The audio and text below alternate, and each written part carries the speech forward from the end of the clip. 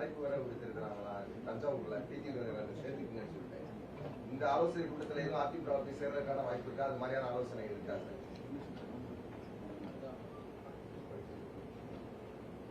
வெற்றி தானே நீங்க வெற்றி அவரா? எனக்கு என்ன பதில் சொல்றதுன்னு தெரியல நீங்க பேசுறது. நாங்க அம்மா மக்கள் முன்னேற்ற கழகம்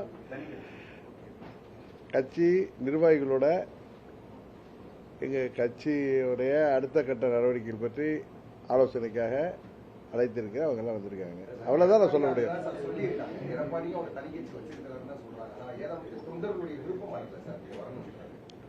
எனக்கு இதுக்கு என்ன பதில் சொல்றதுன்னு தெரியல. அதான் உண்மை. நான் ஏற்கனவே அம்மா மக்கள் முன்னேற்ற கழகம் அனைத்து இந்திய அண்ணா திராவிட முன்னேற்ற கழகத்திற்கு ஆதரவாக அந்த கூட்டணியில தான் இருக்கும். தொடர்ந்து அந்த கூட்டணியில தான் இருக்கும்னு நான் பலமுறை சொல்லிட்டேன். நீங்க இப்படி திரும்ப திரும்ப கேட்கிறப்ப அதுக்கு எனக்கு என்ன பதில் சொல்றதுன்னு தெரியல.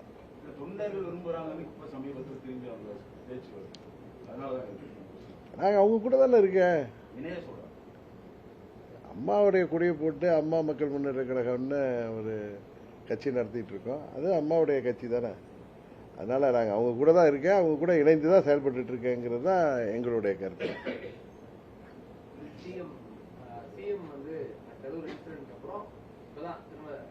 திரும்ப போறாரு போய் போலீஸ் மேல பழி சொல்றாரு. போலீஸ் மேல தடுத்திருக்கலாம் அப்படின்ற மாதிரி சொல்றாரு. இப்ப அவர் தானே போலீஸ் துறை மந்திரி. அந்த யாரெல்லாம் அன்றைக்கு அவரை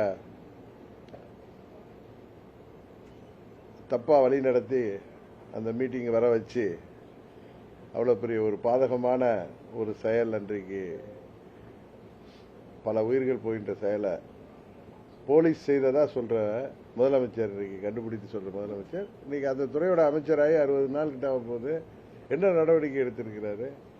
இதெல்லாம் முதலமைச்சர் சொல்றதெல்லாம் உண்மையாங்கிறத சிபிஐ என்கொயரி ஏற்கனவே போயிட்டு இருக்கு. அதுல எல்லா உண்மையும் வெளிப்படும். ஆனா பழியை யார் மேலேயோ போடுறது சரியா இருக்காதுன்னு நினைக்கிறேன். அதுல அந்த கரூர் துயர சம்பவத்திற்கு காரணமானவர்கள் யாராக இருந்தாலும் அவர்கள் சட்டத்தின் முன் நிறுத்தப்பட்டு அவர்களுக்கு உரிய தண்டனை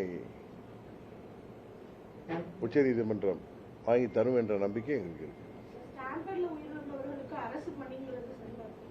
நான் ஏற்கனவே நானும் சொல்லியிருக்கேன். எல்லாரும் தமிழ்நாட்டில் உள்ள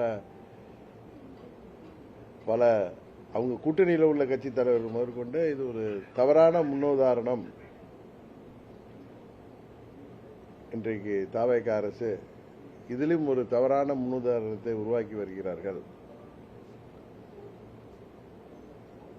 என்ன சொல்ல போனா கடை தேங்காவை எடுத்து வலிப்பிள்ளையருக்கு உடைச்ச கதையா தான் இருக்குது அப்படின்னு தான் பார்க்க முடியும். சார், இப்ப முதலமைச்சர் எதிர்கட்சி தலைவர்களையும் சரி எதிர்கட்சிகளையும் சரி மேடைகளில் பொது இடங்களில் விமர்சனம் பண்ணக்கூடியது சரியான அரசியல், நாகரிகத்துக்கு உட்பட்ட அரசியல் தான் பாக்குறீங்களா? அதுக்கு திரைப்பட பாடல்கள் எல்லாம் பாடுறாரு, புரட்டான்றாரு, சால்னான்றாரு முதலமைச்சர். அவரு கொத்து புரட்டாங்கிறாரு.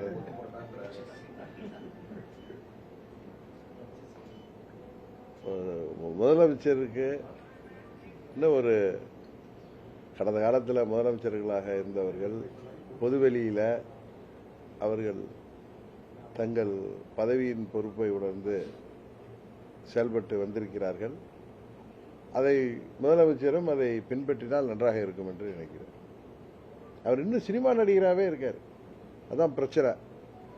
அதை சினிமா கவர்ச்சின்னு யாரு சொன்னா ரொம்ப வருத்தப்படுறாரு, கோபப்படுறாரு. அவரை சேர்ந்த அந்த பரிவாரங்களும் ஆச்சரிய குறிகளும் ரொம்ப வருத்தப்படுறாங்க.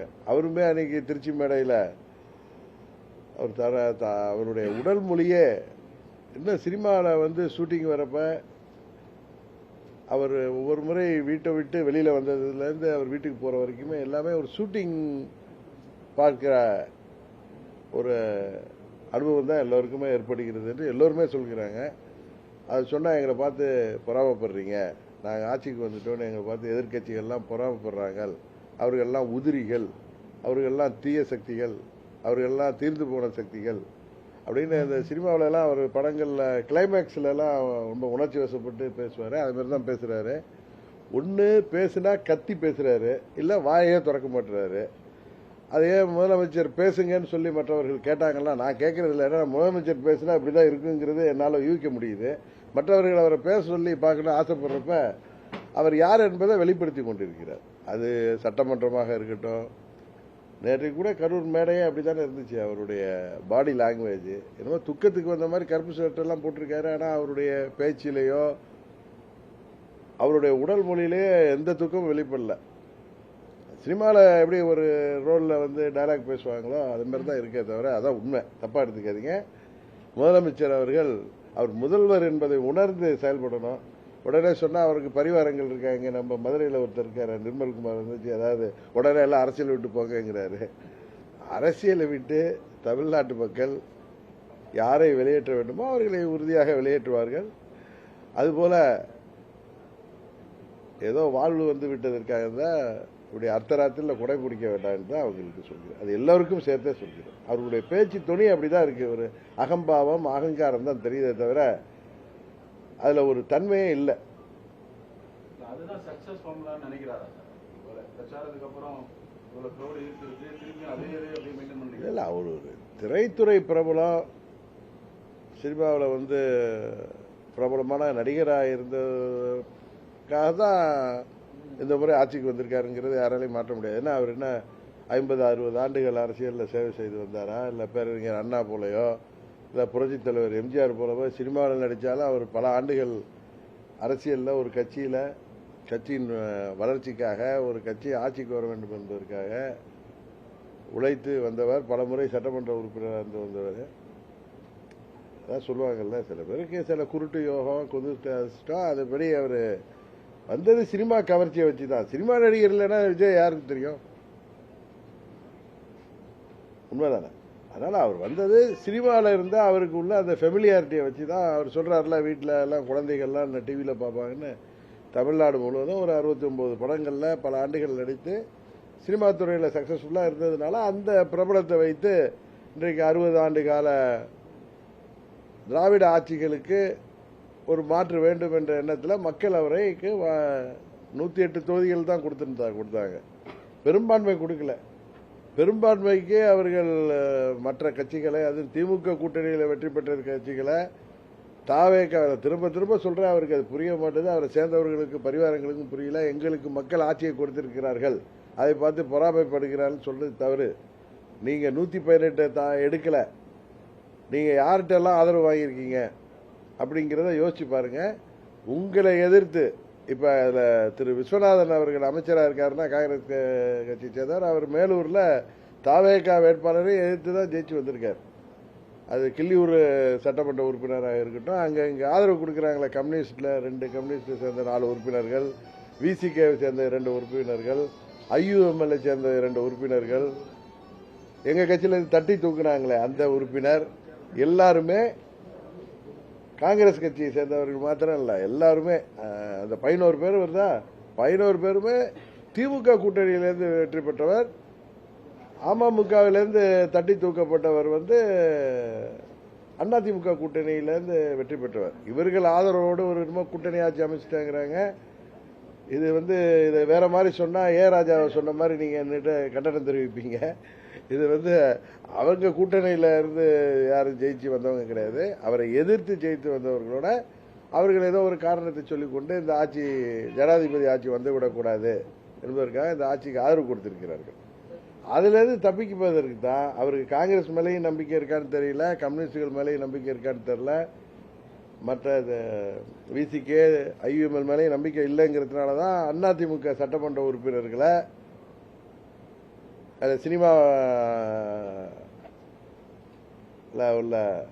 சினிமாவில எல்லாம் அந்த ஆற்றல் இருக்குல்ல, அவருக்கு சினிமாவை வைத்து கிடைத்த அந்த ஆற்றல் மூலம் அவர்கள் இங்க உள்கட்சி பிரச்சனையால அவர்களையும் ரிசைன் பண்ண வச்சிருக்காரு. இது வரைக்கும் தமிழ்நாட்டில் இல்லாத ஒரு முன்னுதாரணத்தை இப்ப கரூர்ல திரு விஜயபாஸ்கர் ஜெயிச்சிருக்காருன்னா அவர் தாவேகா வேட்பாளரை வைத்து வெற்றி பெற்றவர். அவரை வந்து அந்த மக்கள் வெற்றி பெற செய்திருக்கிறார்கள். மக்கள் அவர் 5 ஆண்டு சட்டமன்ற உறுப்பினராக பணியாற்ற வேண்டும் என்பதற்கு தான் அவர் வெற்றி பெற செய்திருக்காங்க. அது விஜயபாஸ்கரா இருக்கட்டும், மற்ற அந்த 6 பேராக இருக்கும் அதிமுகலேருந்து ரிசைன் பண்ணவங்க அத்தனை பேருமே அந்த தொகுதியில் 5 ஆண்டுகள் சட்டமன்ற உறுப்பினராக தங்களுக்கு பணியாற்ற வேண்டும் என்று இரட்டை இலையில் வெற்றி பெற்றவர்கள். அவர்களை இந்த அவதார புருஷர் அவர்களுக்கு ஆட்சி அதிகாரம் இருக்கு, அவர்களா என்னை பார்த்து வந்துட்டாங்கன்னு சொல்றது ஒரு சின்ன குழந்தை கூட நம்பாது. அவர்களுக்கு ஏதோ கன்சிடரேஷன், ஏதோ அவர்களுக்கு நான் தருகிறேன் அது தருகிறேன் சொல்லதுனால தான் அவர்கள் வந்திருக்கிறார்கள். அதை தான் குதிரை பேருன்னு சொன்னா கோச்சிக்கிறாங்க அவங்க. அவரோட சேர்ந்த பெரியவர் வைகோவும் கோச்சிக்கிறார். இன்னொரு கட்சி எம்எல்ஏவை இன்னொரு கூட்டணியில் ஜெயித்தவர்களை தங்களுக்கு ஆதரவாக அமைச்சர் பதவி கொடுத்து ஆட்சியில் வைத்திருப்பதும் எதிர்கட்சிகள் இருந்த சட்டமன்ற உறுப்பினர்களை ஆதரவாக வைத்திருப்பதும் ஒரு ஊழல் தான். அது ஒரு ஊழல் தான். லஞ்சத்தை சேர்ந்தா அது மாதிரி 6 சட்டமன்ற உறுப்பினர்களை அதிமுக உறுப்பினர்களை ரிசைன் பண்ண வச்சதும் ஊழல்ல தான் சேரும். அது அதனால இவங்க தூய சக்திங்கிறதெல்லாம் சும்மா தமிழ்நாட்டை அழிக்க வந்த நாசகார சக்தியாகத்தான் எல்லோரும் அதை பார்க்க தொடங்கியிருக்கிறார்.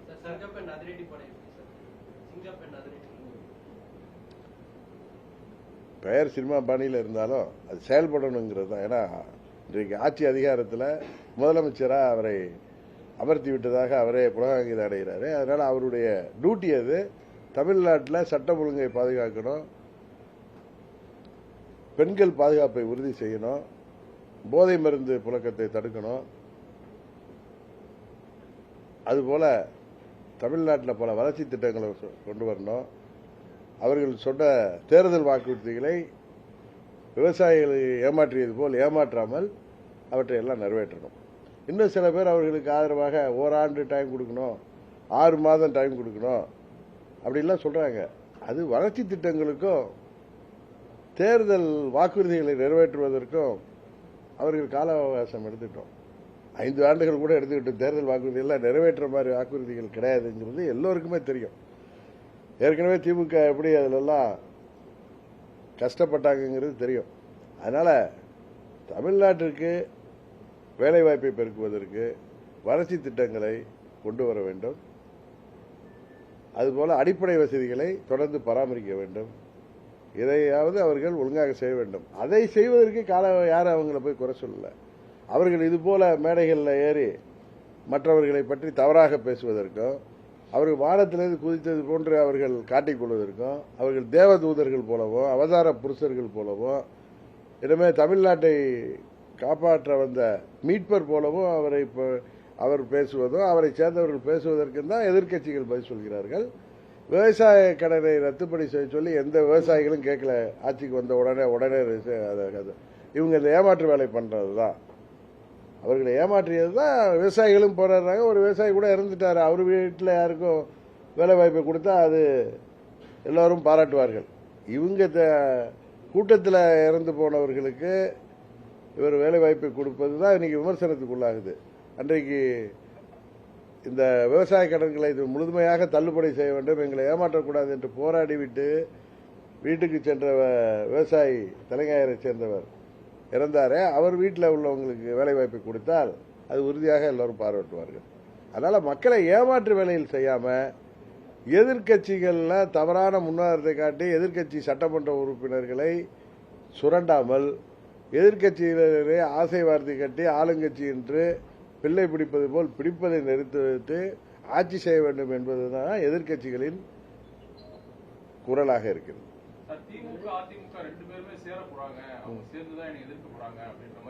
ஒரு முதலமைச்சர் பேசுறாரு, களவாணின்னு பேசுறாரு.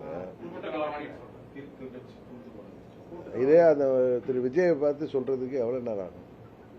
இவர் தான் களவாணி. நம்ம ஊர்ல சொல்லுவாங்க ஆடு திருட மாடு திருட. எங்க ஊர் பக்கம்லாம் சொல்லுவாங்க சில ஊர்ல, அவன் ஒன்லி மாடை தான் திருடுவான், இன்னும் சில பேர்ல ஆடை தான் திருடுவான். கேள்விப்பட்டிருக்கீங்கல்ல? சில பேர் கட்டக்கோல் வைப்பான். அதே மாதிரி நீங்க எம்எல்ஏ திருடர்கள், நீங்க எம்எல்ஏ களவாணிகள். நீங்க முதல்ல அமமுக எம்எல்ஏ ஒரு சட்டமன்ற உறுப்பினர்னு அவரை ஆசை வார்த்தை கேட்டு உண்மையிலே திரும்ப சொல்றேன்னா அந்த லெட்டர் போர்ஜரியா போய் கொடுத்தாரு. அது ஒரு 420 வேலை. அது ஒரு முதலமைச்சர் ஆவறதுக்காக செஞ்ச வேலை. இவர்கள் ஆட்சி அமைப்பதற்கே அவ்வளவு தகுதி திருப்பங்கள் செய்தவர்கள். உண்மையா இல்லையா? எங்கள் சட்டமன்ற உறுப்பினர் அண்ணன் பழனிசாமி அவர்கள் தான் முதலமைச்சர், அவர் முதலமைச்சர் ஆகிறதுக்கு ஆதரவாக என்னோட கையெழுத்து போட்டு 5 மணிக்கு கொடுக்குறாரு. 7:30 மணிக்கு திரு விஜய் அவர்கள் கவர்னரை சந்தித்து கொடுக்குற லெட்டரில் அமமுக எம்எல்ஏ கையெழுத்தும் ஐயுஎம்எல் கையெழுத்துமே இருந்துச்சு. அதில் அது ஐயுஎம்எலும் மறுத்தாங்க. ஒரு இது அதை பார்த்துட்டு தான் நான் கவர்னர் அப்பாயின்மெண்ட் வாங்கிட்டு போய் பார்த்து எங்கள் எம்எல்ஏ எனக்கு தான் லெட்டர் கொடுத்துருக்காரு, நான் அவரை தொடர்பு கொண்டேன், எனக்கு கிடைக்கல. ஒன்று அவரை என்னால் தொடர்பு கொள்ள முடியல. ஒன்று இந்த லெட்டர் ஃபோர்ஜரியாக இருக்கும், இல்லை குதிரை பேரமாக இருக்குன்னு அன்றைக்கி சொன்னேன். அவங்க இல்லை ஃபோர்ஜரி இல்லை, ஏன்னா அவங்க பயந்துட்டாங்க. அது ஃபோர்ஜரி லெட்டர் இல்லைன்னு காமிக்கிறதுக்கு அந்த எங்கள் அப்பா குதிரைக்குள்ளார இல்லைன்னு அந்த திருட்டு வீடியோவை விட்டாங்க. ஸோ அப்போ என்ன குதிரை பேரம் தான். ஒருத்தர் நீங்கள் விருப்பப்பட்டு ஆதரவு கொடுத்துருந்தா அவரை சட்டமன்ற உறுப்பினரை கவர்னர்கிட்ட அழைச்சிட்டு போயிருக்கணும், இல்லை அவருடைய ஒரிஜினல் கடிதத்தினாலும் கொண்டு போயிருக்கணும், இல்லை அவரை உங்கள் அலுவலகத்தில் அழைத்து உங்களுக்கு ஆதரவாக கடிதம் வாங்கி ஃபோட்டோ எடுத்துகிட்டு போய் கொடுத்துருக்கணும். எதுவும் இல்லாமல் நீங்கள் ஒரு லெட்டரை கொடுத்துட்டு செராஸ் காப்பியை கொடுத்துட்டு அந்த சட்டமன்ற உறுப்பினரை அவரே கவர்னர்கிட்ட அதை மறுத்து நான் கொடுத்த லெட்டர் இல்லைன்னு கொடுத்த கவர்னரிடம் கொடுத்த கடிதம் காப்பி என்கிட்ட இருக்கு, நான் காமிச்சேன். போலீஸ் ஸ்டேஷனில் கம்ப்ளைண்ட் கொடுத்தாரு. இதில் யார் களவாணி? எம்எல்ஏ களவாணி யாரு? அது மாதிரி மற்ற கட்சிகளை இப்படி ஏதோ வெற்றி பெற்று விட்டோங்கிற அகம்பாவத்தில் இவர் பேசுவது வன்மையாக கண்டிக்கிறது. எம்ஜிஆருடைய அன்பையும் ஜெயலலிதாவுடைய வீரத்தையும் அவருடைய தலைவராக பார்க்கறது விஜயபாஸ்கர் சொல்லியிருப்பாங்க. அவருக்கு என்ன கன்சிடரேஷன்ல எதுக்காக அவர் என்ன திரு ஏபிஎஸ் மேல கோவம் வருது, அதுக்காக சட்டமன்ற உறுப்பினர் பதவியை காலி பண்ணிட்டு அதை ராஜினாமா செய்துட்டு ஒரு கட்சிக்கு போக வேண்டிய அவசியம் இருக்கா? எனக்கு இதை விட விஜயை விட இன்னும் அழகா தமிழ்ல பதில் சொல்ல தெரியும்.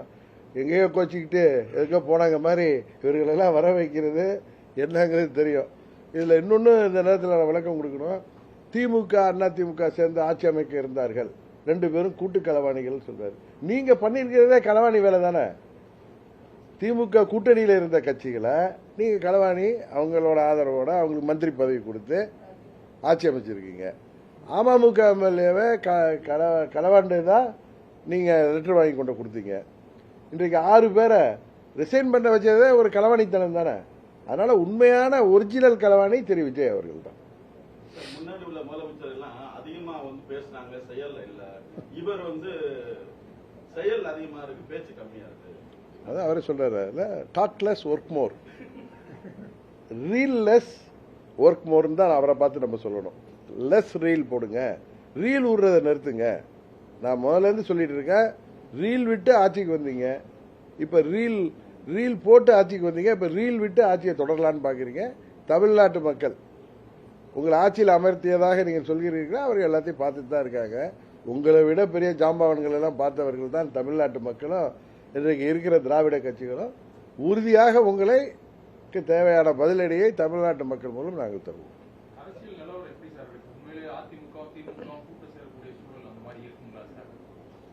இல்லை, இதெல்லாம் முன்னாடியே நம்ம கணிச்சு சொல்றதுக்கு நான் ஒன்றும் மெட்டலாஜிக்கல் டிபார்ட்மெண்ட்லயும் வல்லுநரும் கிடையாது, ஜோதிடரும் கிடையாது. சூழ்நிலைகள் முடிவு செய்யும். இப்ப நீங்க யாரும் எத்தனை முறை என்ன பார்த்துருக்கீங்க, விஜய் ஆட்சிக்கு வருவாரான்னு நீங்க யாரும் சொன்னீங்களா? என்ன கூட கேட்டீங்க, இவர் தான் கேட்டார், நீங்க விஜய் தலைமை ஏற்றி போவீங்களான்லாம் கேட்டார் என்கிட்ட. ஒரு கட்சி இது வந்திருக்காரு, அவருக்கு பாப்புலாரிட்டி இருக்கு, அவர் கூட கூட்டணி போனா என்ன இருக்குன்னு தான் நான் கேட்டேன். அதே நேரத்தில் சொன்ன, நான் அங்கே போவேங்கிற எண்ணத்தில் சொல்லலை, இதே இடத்துல சொன்னேன். என்னுடைய தேசிய ஜனநாயக கூட்டணியை விட்டு வெளியே இருந்தாலும் என்னுடைய முதல் சாய்ஸ் தேசிய ஜனநாயக கூட்டணி தான் அன்றைக்கு சொன்னேன். அப்போ கூட நீங்கள் திமுகவோட போவீங்களா, விஜயோட போறீங்களா, இவர் தான் கேட்டார். நான் சொன்னேன், இப்போ ஒரு யதார்த்தத்தை சொல்றது. இப்போ அவர் சொல்றல, அவர் தான் களவாணின்னு சொல்றேன்ல. ஏன்னா திமுகவுக்கு அண்ணா திமுகவுக்கு வக்காலத்து வாங்கி சொல்லல, இன்னொரு கட்சியை களவாணின்னு சொன்னா அப்புறம் நீங்க செய்த களவாணித்தனத்தை நாங்கள் சொல்லி தானே ஆகணும். அதே போல நான் யதார்த்தத்தை தான் சொல்றேன். எனக்கு விஜயை பார்த்து போட்டியும் கிடையாது, பொறாமையும் கிடையாது. அவர் ஆட்சிக்கு இது எப்படியோ ஆட்சிக்கு வந்துட்டீங்க, ஒழுங்கா ஆட்சி நடத்துறது பார்த்துட்டு இதை மாதிரி இன்னும் ஷூட்டிங் சினிமா நடிகராகவே இருக்காதீங்க, நீங்க முதலமைச்சராக செயல்படுங்கன்னு தான் சொல்றோம்.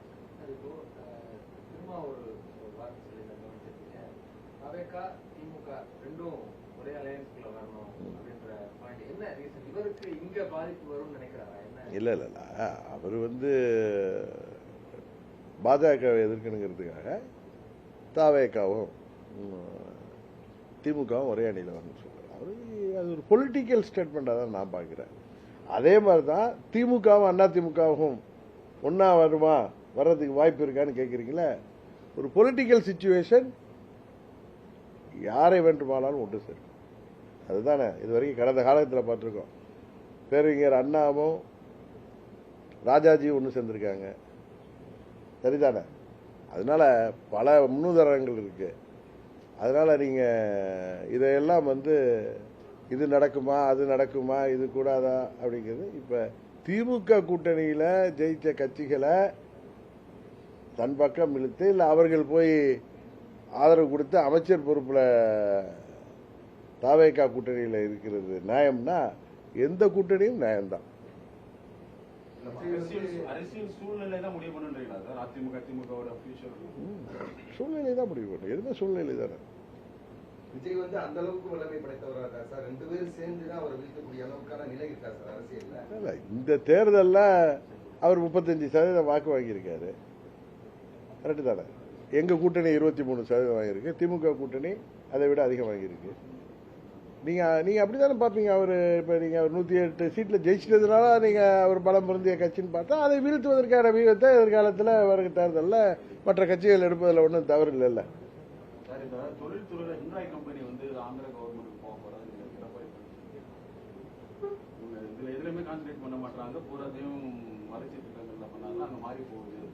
அதனால கொஞ்சம் கான்சன்ட்ரேட். உண்மைதான் அவர் சொல்றது உண்மை. அவர்கள் இந்த ஆட்சி கவிழ்ந்து விடுமோங்கிற பயத்துல திரு விஜய் அவர்கள் இருக்கிறாரு. காங்கிரஸ் கூட அவங்க நம்புறாங்க, மற்ற கட்சிகளை நம்புவதற்கு பயப்படுறாங்க.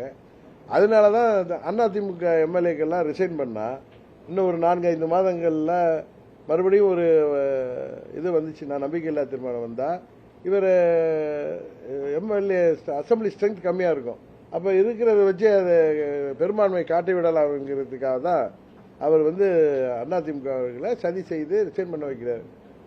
அது இந்த தேர்தலுப்பே இன்னைக்கு சென்னை தலைமை நீதிபதி தலைமையிலான அமர்வே நேற்று அது 5 தொகுதிகளில்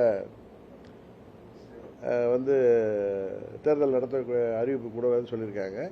அதனால அது தேர்தல் நடக்காம இருக்க விஜய்க்கு அது சாதகமான ஒரு சூழ்நிலை உருவாக்குவதற்காக செய்த இது ஒரு தந்திரமான நரித்தனமான களவாளித்தனமான நடவடிக்கை தான் சட்டமன்ற உறுப்பினர்களை ரிசைன் பண்ண வைப்பது. அதுலதான் அவங்க கான்சென்ட்ரேட் பண்றாங்களே தவிர வேற எந்த வளர்ச்சி திட்டத்திலையும் அவர்கள் ஒன்றும் கான்சென்ட்ரேட் பண்ணல. சும்மா ரீல்ஸ் போடுறாங்க, அவ்வளவுதான். ஏன்னா ரீல்ஸ் போட்டு மக்களை ஏமாத்தி ஆட்சிக்கு வந்த மாதிரி இப்ப அது நடந்ததா இது நடந்ததா போடுறாங்க.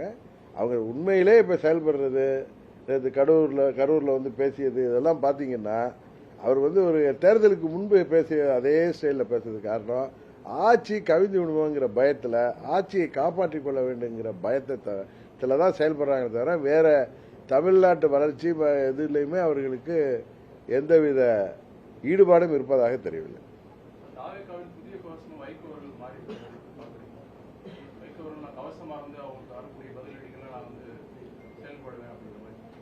திரு வைகோ அவர்கள் கடந்த காலத்தில் இது மாதிரி பேசியதை நீ சோசியல் மீடியாவில் கூட பேசியதை போட்டிருந்தாங்க.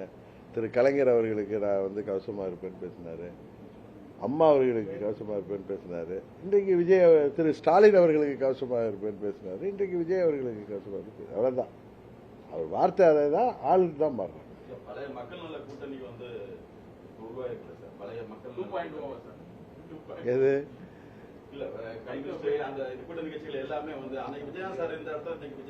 நீங்க விஜயகாந்தோட திரு விஜய தயவு செய்து ஒப்பிடாதீங்க.